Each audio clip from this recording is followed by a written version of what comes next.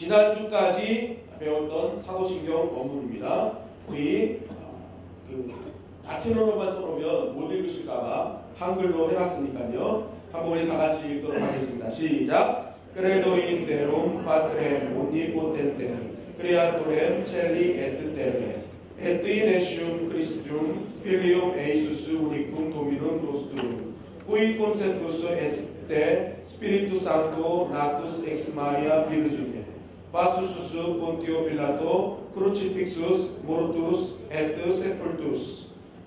뭔지 아시겠죠? 네, 다 아실 거라 믿습니다. 이 다음에 이제 넘어가면 이제 우리가 지난주 배웠던 게 파수수스 본티오 빌라도 크루치픽수스 모로투스 에트 세풀투스 이거예요. 십자가에 못 박혀 죽으셨다. 본디오 빌라도에게 고난을 받으사 십자가에 못 박혀 죽으셨다. 그런데 우리가 아는 것은 무엇입니까? 그 다음에 십자가에 못 박혀 죽으신 다음에 어떡합니까? 장사한 지 사흘 만에 죽은 자 가운데서 다시 살아나시며, 이것이 우리가 원래 아는 사도신경의 모습이죠. 말씀입니다. 그게 뭐냐? 테르치아디에 레수렉시트 아 모르투스.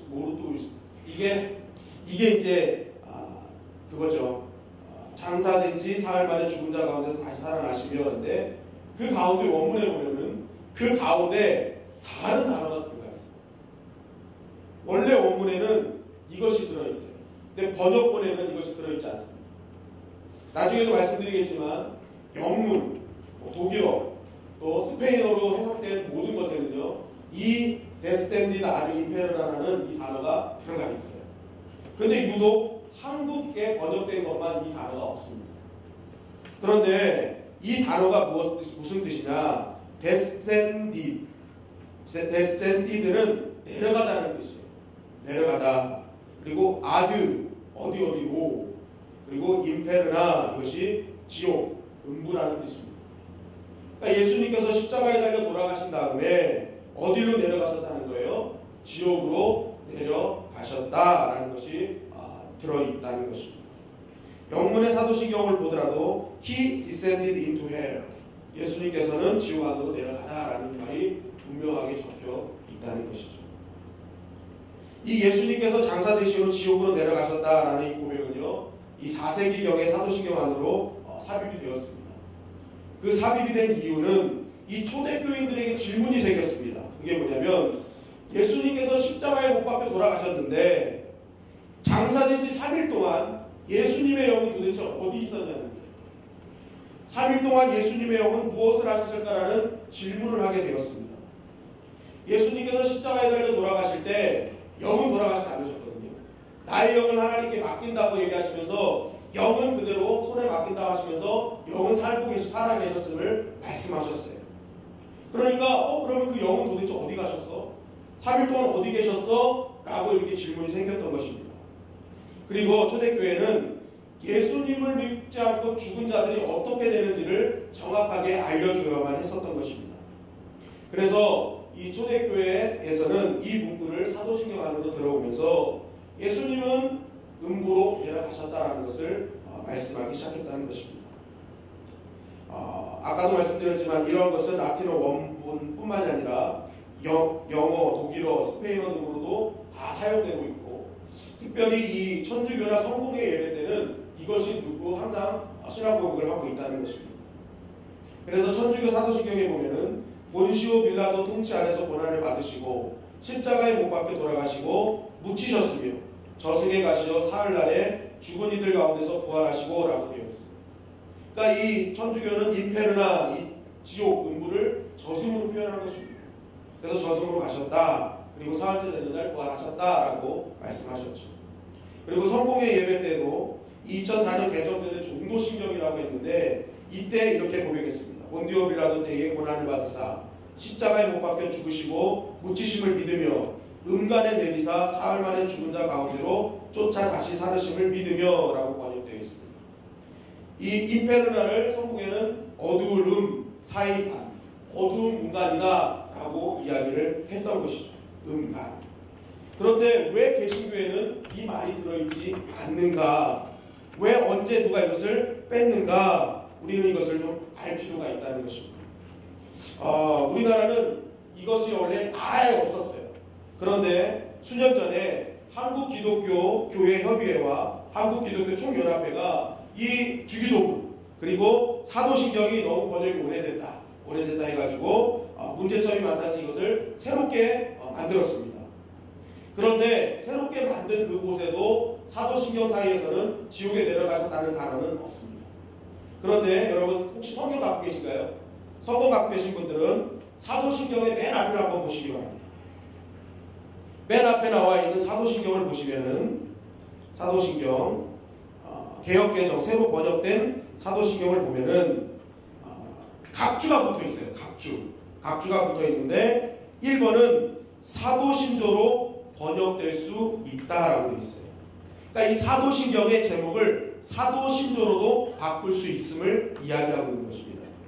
그리고 두 번째는 장사되시어 지옥에 내려가신 지가 공인된 원문에는 있으나 대다수의 본문에는 없다라고 되어 있어요. 그러니까 이게 원래 번역본에는 없지만 원래 원본에는 이것이 분명히 기재되어 있음을 이 성경책에 기록한 것입니다. 그래서 이제 한국에 있는 모든 교인들도 원문에는 예수님이 지옥에 가셨다는 것이 있구나라는 것을 알게 됐고 우리도 그것을 접할 수가 있게 되었다는 것입니다. 그런데 사실 이것을 접하고 말씀드리는 것은 굉장히 쉽지 않습니다. 왜냐하면 이 부분은 굉장히 많은 문제들을 야기시켰습니다. 많은 사람들이 이 사람마다 교파마다 이에 대해서 엇갈린 해석들을 많이 해놓았습니다. 그리고 음부든 지옥이든 예수님이 왜 거기 내려가셨느냐, 왜 거기 내려가셨고 도대체 왜 거기서 내려가신 것이 이게 무슨 의미가 주어지느냐라는 그러한 이런 것 때문에 학자들이 굉장히 많이 싸우고 논란의 대상이 되었던 것입니다. 그래서 어떻게 보면 이 문장은 굉장히 껄끄럽고 부담스럽고 골칫거리 같은 문장입니다. 그리고 또 한 가지 문제가 뭐냐면 로마 가톨릭 교회가 이 구절을 가지고 자신들의 교리를 옹호하는 방법으로 사용하고 있다는 것이죠. 그것을 이용한 대표적인 교리가 연옥사상과 림보사상입니다.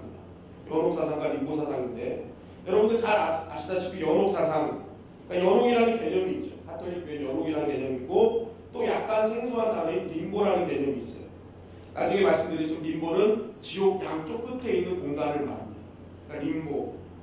그러니까 이게 결국 뭐냐면 이 연옥과 림보의 개념이 왜 나왔냐면 예수 그리스도가 지옥에 강림하여 풀어줄 때까지 사람들은 여기서 대기한다라는 그러한 교리를 사용하는 것입니다. 그러니까 예수님이 지옥에 강림하실 때까지 거기서 풀어주실 때까지 죽은 자들은 여기 있는다라는 그런 개념인 것이죠.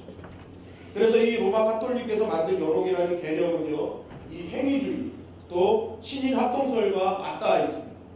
그러니까 이게 예수님으로 해서 단번에 구원을 받는다가 아니라 사람들은 많은 죄를 짓는데 그 죄의 수준이 너무 높아서 단번에 천국에 갈 수 없다. 그러다 보니까 어떻게 해야 되느냐? 그 죄를 소멸시켜야 되는데 그 죄를 자신의 선행을 통해 갚아야 한다고 이야기를 하는 것입니다. 그래서 어떡합니까? 이 로마 교회가, 이 가톨릭 교회는 이것을 개념을 가지고 이 연옥에서의 삶을 줄이기 위해서 고해를 하고, 그리고 고해를 하면 신부님이 뭐합니까? 보석을 합니다. 그래서 이 어렵고 힘든 일들을 시키면서 연옥에서의 삶을 줄일 수 있도록 도와줍니다. 그리고 대부분 이 보석을 통해서도 연옥의 삶이 다 씻겨지지 않기 때문에 이 죄를 대신 사여준다는 그런 명목으로 대사를 시행하죠. 근데 대사를 하더라도 이것은 많이 줄어들지 않습니다. 그렇기 때문에 참회를 명령합니다. 참회를 통해서 채찍으로 자신을 때리고 고행을 하게 됩니다. 그래서 그렇게 육체적으로 괴롭게 해야 죄가 경감된다 라는 것들을 이렇게 말하고 있는 것이죠. 그리고 조상들 역시도 여전히 연옥에 있기 때문에 너희들 후손들이 조상들을 천국을 보낼 수 있도록 이 참회, 고해와 보석과 대사와 참회를 계속적으로 진행해야 된다, 이어서 해야 된다는 것을 알려준다는 것입니다. 바로 면제부 판매가 이것의 일환이었죠. 연결된 것입니다. 그리고 이 연옥과 조금 다른 개념의 림보가 있습니다. 림보가 있는데 이거는 지옥의 양쪽 자리에 위치하고 있어요. 그래가지고 이 예수님께서 복음을 전하시기 전에 살았던 의로운 사람들이 거하는 곳을 선조림보라고 합니다. 선조림보. 그리고 원죄는 가지고 있으나 자범죄를 짓기 전에 일찍 죽은 유아들, 이 유아들이 거하는 곳이 유아림보라는 곳입니다. 유아림보. 그래서 이 로마 교회는 어떡합니까? 이 예수님께서 음부에 내려가셨으며라는 구절을 인용하면서 이 예수님이 죽으신 후에 선조 림보에 가셔가지고 이 의로운 하나님의 백성들, 예수님 오시기 전에 의롭게 산 자들에게 복음을 전했다라고 이야기를 하고 있다는 것입니다. 그런데 이러한 해석은 바람직하지 않죠. 왜냐하면 이 연옥과 림보는요, 이 예수님의 공로를 전혀 예수님의 공로보다는 인간의 공로를 더 많이 나타내고 있기 때문에 그렇습니다. 예수님 믿고 십자가의 그 죽으심을 믿는 자에게 주시는 구원의 역사를 인간의 의와 선행을 통해서 이루어진다고 말하고 있기 때문에 이것은 바람직한 성경적인 구원의 진리가 될 수 없는 것이죠. 그래서요, 이 2007년 4월에 이 교황 베네딕트 16세가요, 이 신학위원회를 열어서 림보 교리를 폐지시킵니다. 이것은 바람직한 교리가 아니다 해가지고 이것을 일반적인 가르침이었는데 이것을 다 빼버립니다. 그러니까 결국 이들 자체도 림보는 성경적이 아니구나라는 것을 실제적으로 고백을 한 것입니다. 이게 안 되는구나, 말이 안 되는구나. 그러니까 어떻게 보면은 이 지옥에 내려가셨다는 이 말은요, 굉장히 해석하기 까다롭고 부담스럽고 어려운 것입니다. 그래서 저도 고민을 많이 했습니다. 이 문장을 뛰어넘을까, 그냥 넘어갈까 했는데 여기 보면은 각주도 달려있고 또 이 안에 담겨있는 진리가 너무나 중요하기 때문에 오늘 이 문장을 좀 말씀드리려고 하고 있습니다. 여러분, 예수님께서 음부에 내려가셨으며 라는 이 구절이 왜 중요할까요? 이 복잡한 진리의 이 교리를 왜 교회는 1300년 동안 유지하고 있을까요? 우리는 그것을 봐야 된다는 거예요. 그것을 봐야 된다. 빌립보서 2장 5절부터 11절까지의 말씀입니다. 빌립보서 2장 5절부터 11절까지의 말씀 한 절씩 읽고 가시겠습니다. 너희 안에 이 마음을 동물하고 그리스도 예수의 마음이니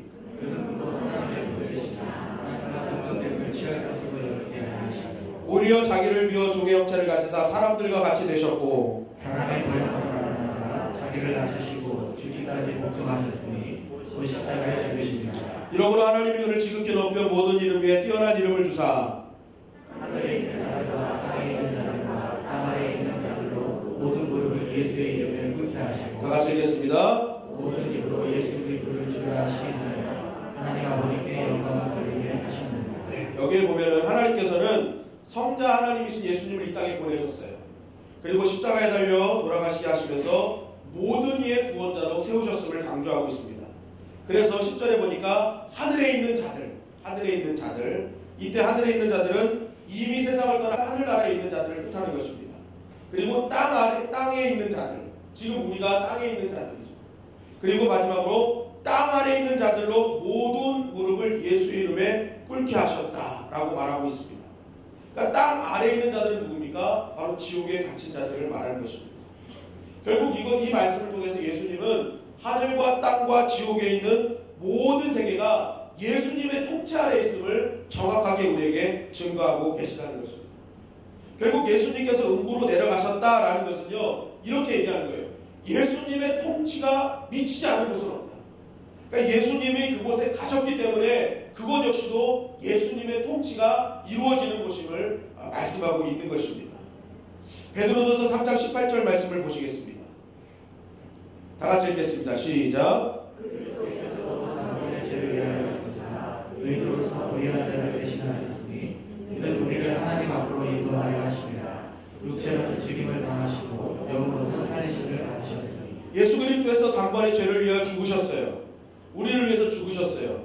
그런데 육체로는 죽임을 당하셨지만 영으로는 살리심을 받으셨어요. 자, 그러면서 이 살리심 받은 영이 무슨 일을 했는지 연이어서 19절이 이렇게 증거합니다. 19절 말씀 다 같이 읽겠습니다. 시작. 그가 또한 영으로 가서 옥에 있는 영들에게 선포하시니라. 예수님이 산 영으로 하시면서 그 영이 어디 가요? 옥에 있는 영들에게 선포하셨대요.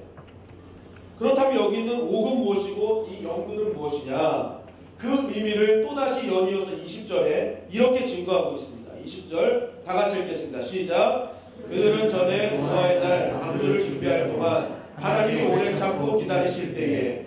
인정하지 아니하던 자들이라. 방주에서 물로 말미암아 구원을 얻는 자가 몇 명뿐이니 겨우 8명이라. 자, 노아의 방주 때 구원받은 사람이 8명이라는 것입니다. 그런데 그 외의 사람들은 하나님의 말씀을 믿지 않고 외면당하다가 모두 멸망을 당하셨다는 거예요. 바로 그 영들입니다. 그 영들, 멸망당해 죽은 영들, 그들에게 예수님이 가셔서 그들에게 선포하신 거예요. 그럼 이것을 무엇을 선포하셨을까? 복음을 선포하셨을까? 무엇을 선포하셨을까는 말씀을 들으면서 해결이 되실 것입니다. 결국 예수님은 음부에 내려가셔서 그의 영이 산 영으로 음부에 내려가셔서 모든 이의 통치가 되신 거예요. 그러면서 이 음부에 내려가서를 믿음으로 고백하는 우리에게 이것을 강조하기를 원하셨던 것입니다.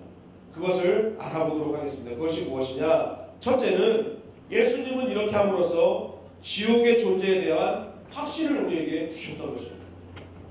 예수님이 음부로 내려갔다는 이 고백을 통해서 지옥은 반드시 있다. 여러분, 지옥의 존재를 믿으십니까? 지옥의 존재를 믿으세요? 여러분, 예수님은 음부까지 내려가셨어요. 왜냐하면 지옥은 진정이 있음을 보여주시기 위함이었다. 그곳에 가서 선포하셨다. 왜냐하면 그 지옥이 있음을 우리를 통해서 알게 하시기 위함이었다는 것입니다. 그렇기 때문에 믿음의 사람은 지옥의 존재를 가볍게 대하지 말아야 된다는 거예요. 우리가 천국은 자꾸만 강조해요. 천국 좋다, 천국 좋다. 근데 자꾸만 지옥을 묻힌단 말이에요. 그런데 지옥도 나와야 돼요. 교회는 지옥도 말해야 돼요. 지옥이 부담스럽고 껄끄럽지만 천국과 지옥은 확실히 있음을 우리는 믿어야 될 줄 믿습니다. 히브리서 9장 27절에 보면 한 번 죽는 것은 사람에게 정하신 것이요 그 위에 심판이 있으리니 라고 되어 있어요. 심판이 있다. 죄를 해결받지 못한 자는 반드시 심판을 받는데 그 심판이 어떤 심판이냐? 데살로니가후서 1장 7절 9절 말씀입니다. 우리 한 절씩 교독하시겠습니다. 다 같이 읽겠습니다. 시작. 환난을 받는 너희에게는 우리와 함께 안식으로 갚으시는 것이 하나님의 공이시니 주 예수께서 자기의 능력의 천사들과 함께 하늘로부터 불꽃 가운데 나타나실 때에 하나님을 모르는 자들과 우리 주 예수 복음에 합당하지 않는 자들에게 형벌을 내리시리니 이런 자들은 주의 얼굴과 그의 힘의 영광을 떠나 영원한 멸망의 형벌을 받으리로다. 자, 하나님의 심판을 받는 자는 영원한 멸망의 형벌을 받을 것이다 라고 말씀하고 있어요. 그런데 그 영원한 형벌의 모습이 무엇이냐? 요한계시록 21장 7절 8절입니다.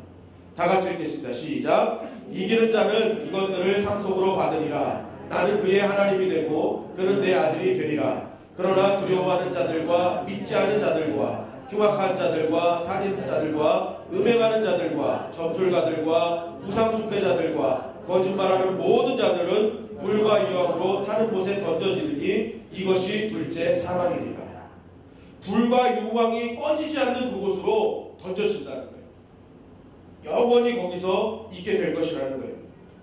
그러니까 지옥은 분명히 존재하고 그 지옥은 모든 죄인으로 우글우글 거리는 곳이 그곳이다. 그리고 그곳에 그 죄인들은 영원한 불못에 떨어지게 될 것이다.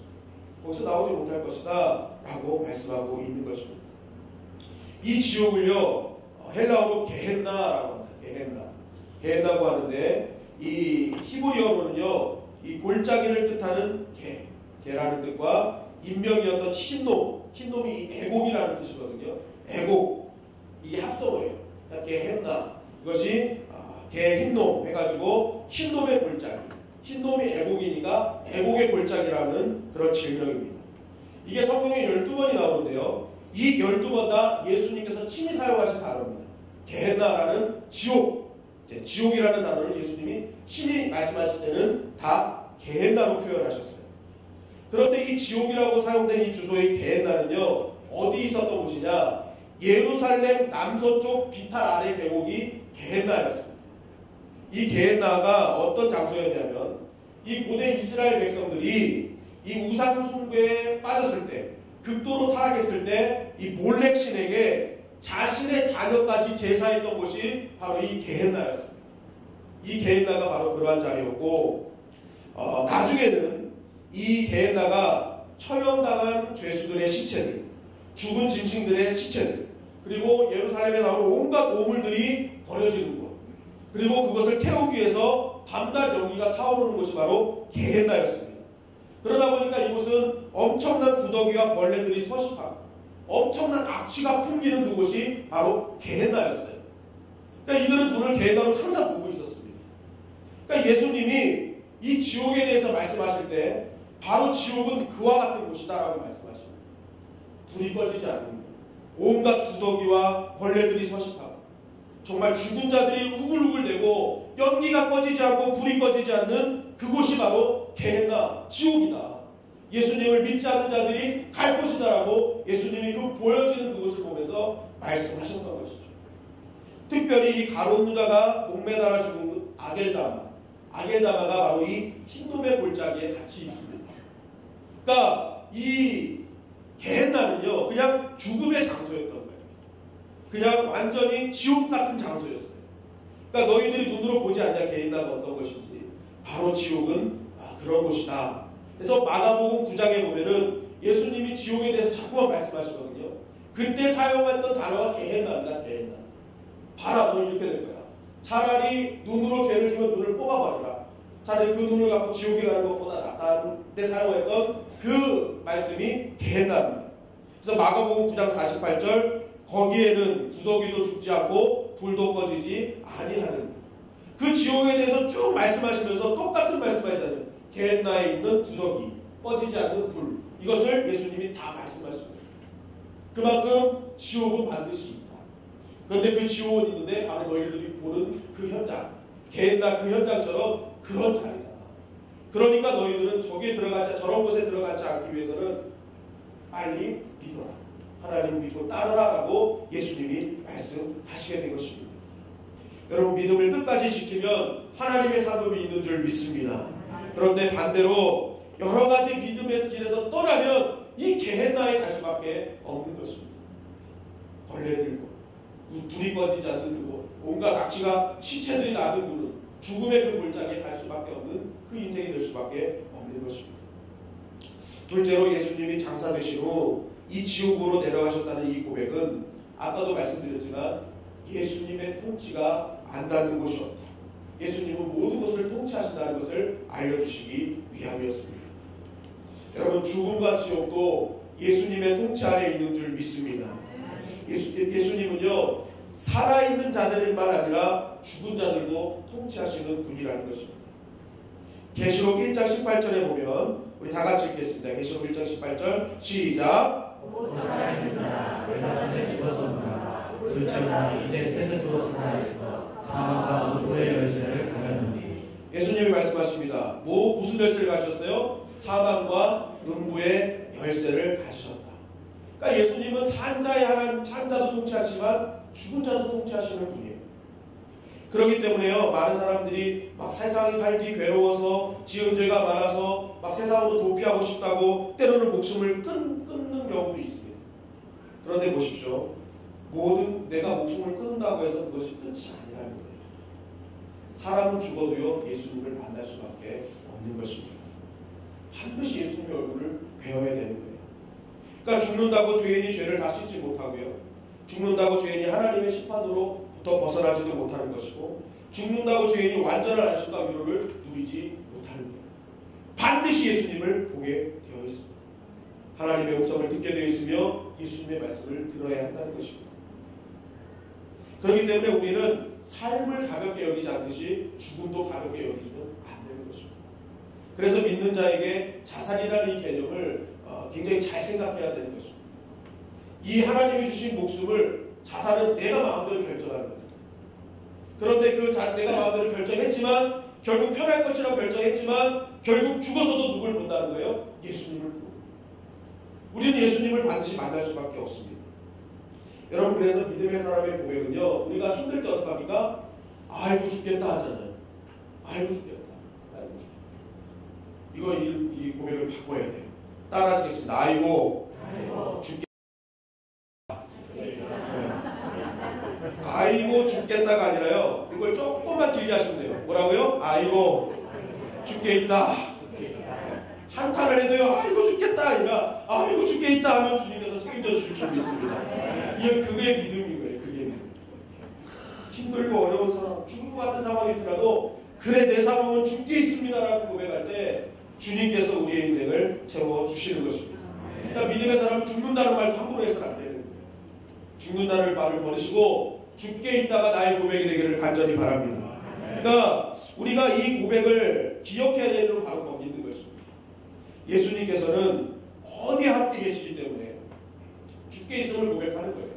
내가 어떤 환난을 당해도 내가 담대할 수 있고 내가 아픔을 당해도 그 아픔을 이겨낼 수 있는 이유는 어디에나 계신 하나님께 주님께서 나와 함께 하시고 그 고난을 함께 담당해 주시기 때문에 그렇습니다. 그러니까 예수님께서는 우리의 신음의 장소가 어디인지 간에 음부까지 가신 그 예수님께서는 우리의 모든 것을 다 해결해 주시고 함께 해 주신다는 것입니다. 선교지에 여러분들 갔지만 이 선교지에 가다 보면 빈민촌을 많이 갑니다. 빈민촌을 가서 우리가 선교지를 많이 도와주는데 어떤 곳에 가면 막 전기도 안 들어오고 물도 없고 빗물을 받아서 그것을 놓고 설거지하고 밥 해먹고 막 그러죠. 막 그냥 판자대기로 산 그 널판으로 만든 그런 집에서 이렇게 삽니다. 그러다 보니까 수시로 도둑도 들고 오늘 벌지 못하면 내일 죽을 수밖에 없는 그러한 삶을 사는 사람들이 너무나 많은 것을 보게 됩니다. 제가 그런 걸 보면서 생각했어요. 어떻게 이렇게 살 수 있을까? 어떻게 이런 환경에서 살 수 있을까?